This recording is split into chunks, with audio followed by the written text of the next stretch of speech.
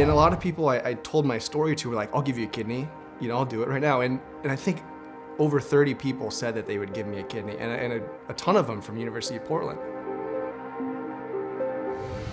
Back here on Portside with the Pilots, by the time the day of the surgery came around, Gus and Travis had received an overwhelming amount of support from family and friends, from former University of Portland classmates, from Travis's coworkers at Nike, and beyond.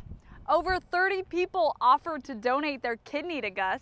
That support extended into the operating room, where a familiar face was there to look after Gus and Travis, former teammate Adam Kerr.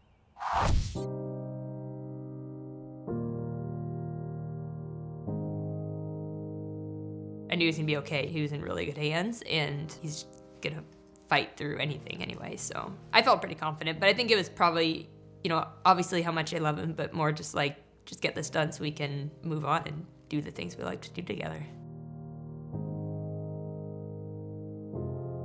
There was something unique about this situation that was telling me, you know, I want to be involved in this, and I want to be the one, you know, ultimately looking over Gus. Well, he's getting this kidney.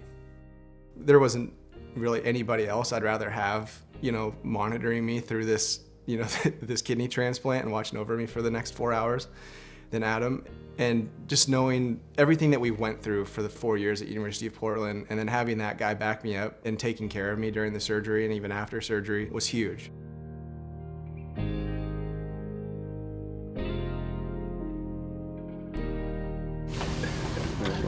You're very welcome. It's gonna be great. It's gonna be great. I'll be staying on second, knock me in. I was excited. I'm gonna go to sleep, I'm gonna wake up, and everything's gonna be great, you know, and it was. Gus had his transplant, everything went great. They did this nice little drive-by, and I can just remember Trav yelling, you know, Goose, Goose, I'm right here, and Gus just giving it one of these, like, I can't see you, and he's a foot away from him. And then they grabbed each other's hands, and it was just, it's kind of like it's done, you know? He didn't have to put himself through everything that he put himself through. And to see him recover as fast as he did, being up on his feet, cleaning his room, he was able to walk into my room, into the ICU on his own 2 feet. And it was so cool to have him come visit me after, you know, he did what he did. Even before, we were joking like Gus, my kidney might be too big for your little body. I always give him small jokes, you know, and what do you know, like they're saying it was a big kidney and they had to like kind of push it in there. Be careful, don't squeeze me. He gave me my life back. He basically gives me the opportunity to have a family, gives me the opportunity to get back there and climb mountains like I want to do. And took me from a point where I couldn't dream about anything to having all these hopes and dreams again, where I can get back and have goals and strive to do things that I've always wanted to do. Literally a few hours after Gus was discharged from the hospital, and he's sitting behind home plate with a mask over his face to protect from germs, and you know, to think that this is their first stop after getting out of the hospital, that's pretty cool. It just felt like it was the right place to be. I think, given everything I went through, you know, the last year, the friends I have at University of Portland, Travis, it just felt like everything that we went through together, the fact that he's an amazing teammate, the fact that I had this great support network from University of Portland and University of Portland baseball team, it just felt like there was no better place to be at the time. I'm not happy that I was in a situation like this, because that means I had a buddy who was suffered like that.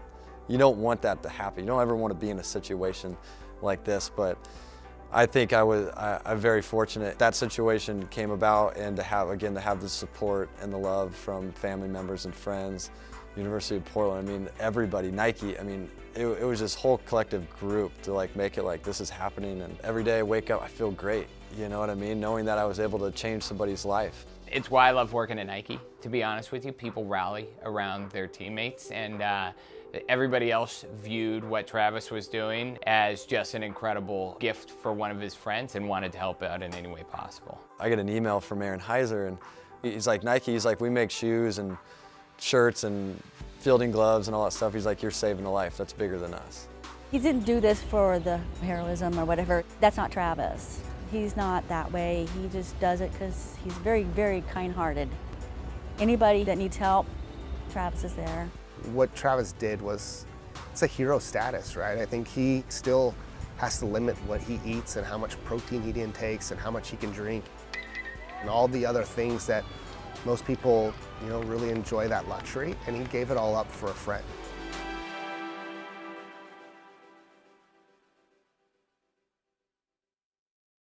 Coming up on Portside with the Pilots, the conclusion of Gus and Travis, the ultimate gift. We called it the goose. He had the goose, so it was really cool to see, like, there's Gus, he's back.